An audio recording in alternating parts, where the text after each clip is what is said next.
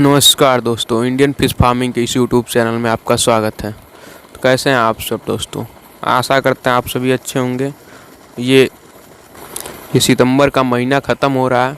अक्टूबर और नवंबर 2 महीना 60 दिन और बचा है कल्चर कंप्लीट होने में आईएमसी और कार्प का।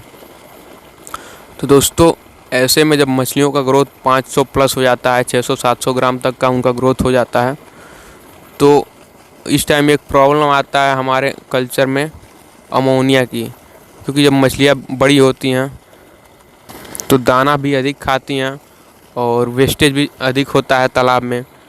जो दाना खाती हैं तो पोटी वगैरह करती हैं तालाब में, नीचे जाके बैठता है तली में, तो उससे अमोनिया जनरेट होती है। और फीड अगर हम एक्स्ट्रा फीडिंग कराते हैं मछलियों को, अगर फीड नाप के नहीं देते हैं, या मछलियाँ अगर बहुत ज़्यादा हो गई हैं, तालाब में डेंसिटी बहुत ज़्यादा हो गई है, तब भी ये प्रॉब्लम आती है। या मछलियाँ कम है, हम दाना अधिक डाल रहे हैं तालाब में, अगर हमारे तालाब में मछलियों की संख्या कम है और उसके अपेक्षा दाना अधिक पड़ जा रहा है तालाब में, तब भी ये समस्या देखने को मिलती है। या फिर अगर हमारे तालाब के अगल बगल बांधे पे पौधे लगाए गए हैं, पेड़ लगाए गए हैं, तो कुछ पौधों के पत्ते ऐसे होते हैं जिनको मछलियाँ नहीं खाती हैं, जैसे सागौन हो गया, साखू, या और भी जो पेड़ होते हैं, इनके पत्तों को मछलियाँ नहीं खाती हैं। तो ये जब तालाब में गिरते हैं तो जाके बॉटम में बैठ जाते हैं पत्ते, और वहाँ सड़ना शुरू हो जाता है। तो जब ये पत्ते सड़ते हैं तो उससे भी अमोनिया जनरेट होती है। और जब आपके तालाब में अमोनिया बनने लगती है तो देखिए, ये अमोनिया एक दिन में तो बनती नहीं है। अमोनिया बनने में टाइम लगता है, 6 दिन, 7 दिन, 8 दिन, धीरे धीरे अमोनिया बनता है तालाब में।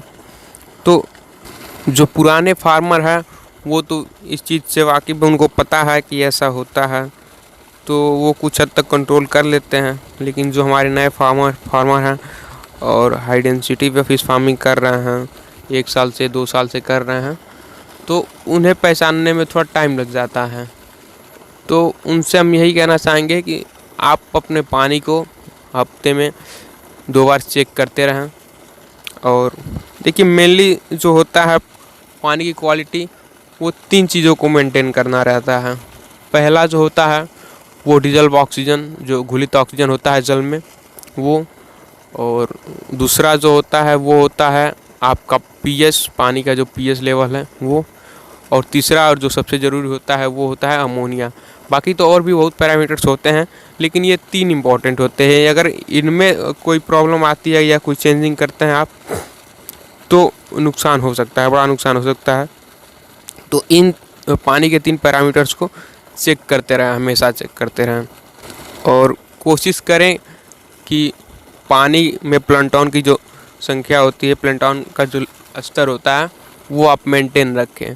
क्योंकि जब अमोनिया बढ़ता है तो उस टाइम प्लैंटन की डेथ हो जाती है। सबसे पहले जो तालाब में जो कमज़ोर जीव होते हैं, जैसे शुरू प्लैंटन से होता है, पहले प्लैंटन मर जाते हैं।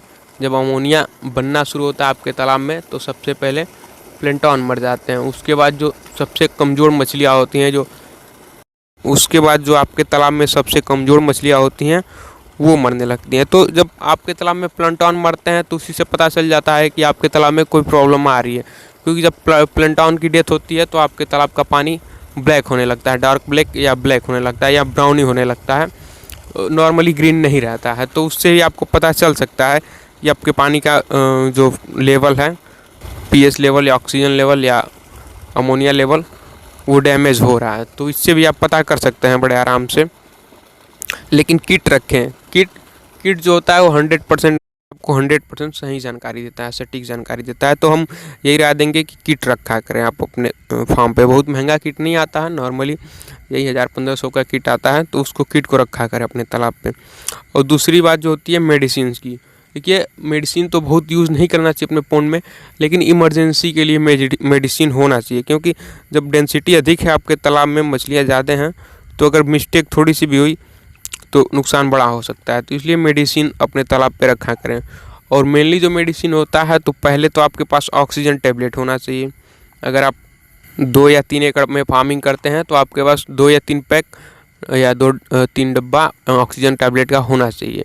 क्योंकि वो पाउडर फॉर्म में भी आता है, टेबलेट फॉर्म में भी होता है, आपके लिए जो सूटेबल हो वो आप ला के रख सकते हैं अपने फार्म पे। और दूसरी बात कि पॉन्ड क्लीनर जैसे अमोनिया वगैरह कंट्रोल करने के लिए, तो इसमें जो अमोनिया कंट्रोल करने के लिए मेन जो चीज़ें आती हैं, जो जिस पे हमारा भरोसा है, जिसको हम यूज़ करते हैं, तो आप हिमालय का एक्वा फ्रेश ले सकते हैं, या रिचिलाइट यूज़ कर सकते हैं, या जियोलाइट यूज़ कर सकते हैं। बहुत सारी दवाइयाँ हैं कंपनी की मार्केट में, तो जो आपके लिए अच्छा हो वो आप यूज कर सकते हैं। लेकिन इसको इमरजेंसी के लिए आप रखें, क्योंकि जब आपके तालाब में अमोनिया का लेवल बढ़ता है तो आपको इतना टाइम नहीं मिल पाता है कि आप 6-7 घंटे वेट कर पाएँ दवाई का। क्योंकि जब अचानक अमोनिया का स्तर बढ़ता है तालाब में, तो सारी मछलियाँ तालाब के सतह पे आ जाती हैं, और वो मछलियाँ सबसे पहले आती हैं जो बॉटम में रहती हैं। जैसे आपका कॉमन कार्प हो गई, मृगल हो गई, तो अमोनिया सबसे पहले इन पे अटैक करता है और ये इनकी मोर्टेलिटी स्टार्ट हो जाती है, सबसे पहले मरना यही शुरू करती हैं। तो अगर आप 6-7 घंटे लेट कर देते हैं तो उतने टाइम में आपकी हज़ारों मछलियाँ मर सकती हैं। तो कोशिश करें कि आपके तालाब पे हमेशा ये मेडिसिन्स अवेलेबल हो, और इमरजेंसी में पानी एक्सचेंज करने की व्यवस्था रखें, क्योंकि जब अमोनिया का लेवल बढ़ता है तो तत्काल में मतलब उनको रिलीज़ करने के लिए आप एक तरफ से पानी डाल सकते हैं तालाब में, दूसरे तरफ से निकाल सकते हैं। लेकिन ये परमानेंट इलाज नहीं है, ये आपको कुछ देर के लिए राहत दे सकता है। ये मतलब आप इसी के भरोसे नहीं रखते, आपको मेडिसिन यूज़ करना पड़ेगा, आपको जो भी आपके पास मेडिसिन है उसको यूज़ करना पड़ेगा, लेकिन इसकी व्यवस्था रखें। और दोस्तों देखिए, कई लोग आजकल जो नए यूट्यूबर हैं या नए फार्मर हैं, तो वो यही सजेस्ट कर देते हैं कि अगर पानी में कोई प्रॉब्लम हुई तो चूना डाल दीजिए या पोटेशियम परमैंगनेट डाल दीजिए। तो ऐसा नहीं है दोस्तों, अगर चूना आपके पीएच को मेंटेन करता है, बाकी चूने अगर अमोनिया लेवल बढ़ा है और आप चूना यूज़ करते हैं तो वो और डेंजर सिचुएशन क्रिएट कर देगा, उस टाइम वो और ख़तरनाक हो जाएगा। तो ऐसा ना करें, आप चूना कब यूज़ करना है इसके बारे में भी जानकारी रखें अच्छे से। तो आशा करते हैं दोस्तों आपको वीडियो पसंद आया होगा। अगर वीडियो अच्छा लगा हो तो प्लीज़ वीडियो को लाइक कर दें, अगर हमारे चैनल पर नए हो तो चैनल को भी सब्सक्राइब कर लें। धन्यवाद दोस्तों।